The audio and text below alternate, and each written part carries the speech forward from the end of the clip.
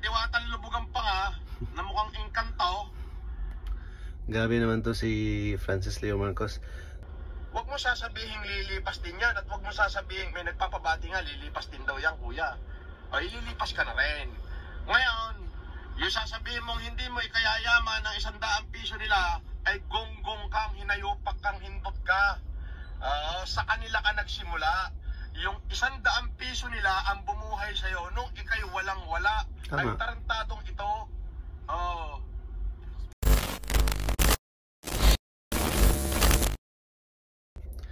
Yes, so guys, welcome back again sa ating channel. So for today's vlog ay pag-uusapan natin si Diwata.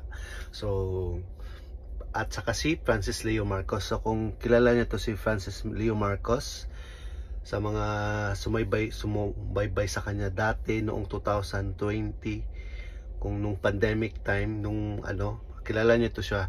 So panoorin natin kasi meron siyang sinabi na tinawag niyang engkanto at hinayupak at kunggong si Diwata. So panoorin natin kung paano ba nasabi o bakit niya nasabi ito kay Diwata. So wag na natin patagalin pa. Let's play the video. Yan. Paano naging mayaman si Diwata? Ay ang dami nagbibigay at saka sinabi niya mismo kumikita siya ng kalahating milyon isang araw. Wow, kalahating milyon isang araw? Saan niya nasabi yun? Pang di ko alam yun na kung makita siya ng 1 milyon isang araw. Kung 1 milyon isang araw talagang kita ni Diwata, nako, milyonaryo na si Diwata ngayon, di ba? Abay, pagka kumikita ka ng kalahating milyon isang araw, ay di mayaman ka. Ito yung napakahina naman ng dibay-dibay mo. Napakahina mo naman magdibay-dibay. Abay, kalahating milyon ka mo kinikita araw-araw, ay di mayaman yun. Ito'y tunggak. Di ba? Pagka kumikita na ng kalahating milyon isang araw, abay, mayaman na yun. Ang tawag do'y yayamanin. So, kikita ka ng 500,000 o kalahating milyon sa isang araw. So, sa isang buwan, kung milyonaryo ka na, di ba? Di ba? Pero sabi ko nga, kapag ikaw ay binigyan ng Panginoon ng pagkakataon na umangat sa buhay, dapat lalo kang maging mapagpakumbaba. Tama. Ngayon, Diwatang lubugan pa nga, na mukhang engkanto. Grabe naman to si Francis Leo Marcos. Diwatang lubog ang paa na mukhang engkanto daw. Ay, nakaw. Huwag mo sasabihin lilipas din yan at huwag mo sasabihin may nagpapabati nga lilipas din daw yan kuya. Ay lilipas ka na rin. Ngayon, yung sasabihin mong hindi mo ikayayaman ng 100 piso nila ay gonggong kang, hinayupak kang, hindot ka. Sa kanila ka nagsimula.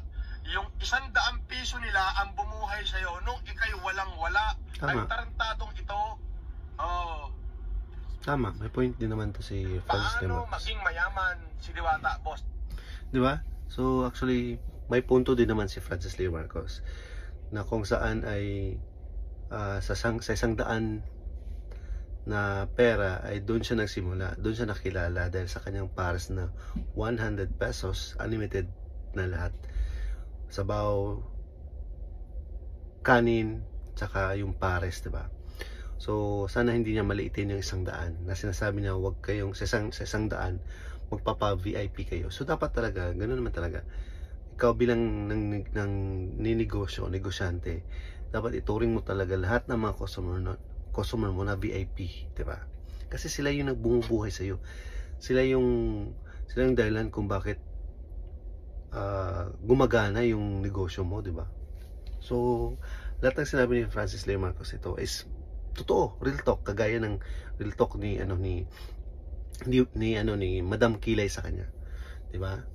So dapat maging magpakumbaba, 'di ba? Sabi niya na may tao nga daw na nagsabi na nagpabati ng kanyang kaarawan na sinasabi na ilipas din yan kuya. So kung ganun daw ang gagawin ni Diwata, ay ganun din ang mangyayari sa kanya na ang kasikatan niya ililipas din.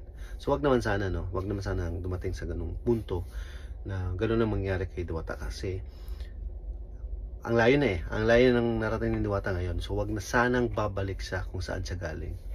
So yun lang po mga kautal. So ano masasabi niyo sa video ito? Please comment down below. Maraming salamat po. Mabuhay po tayong lahat.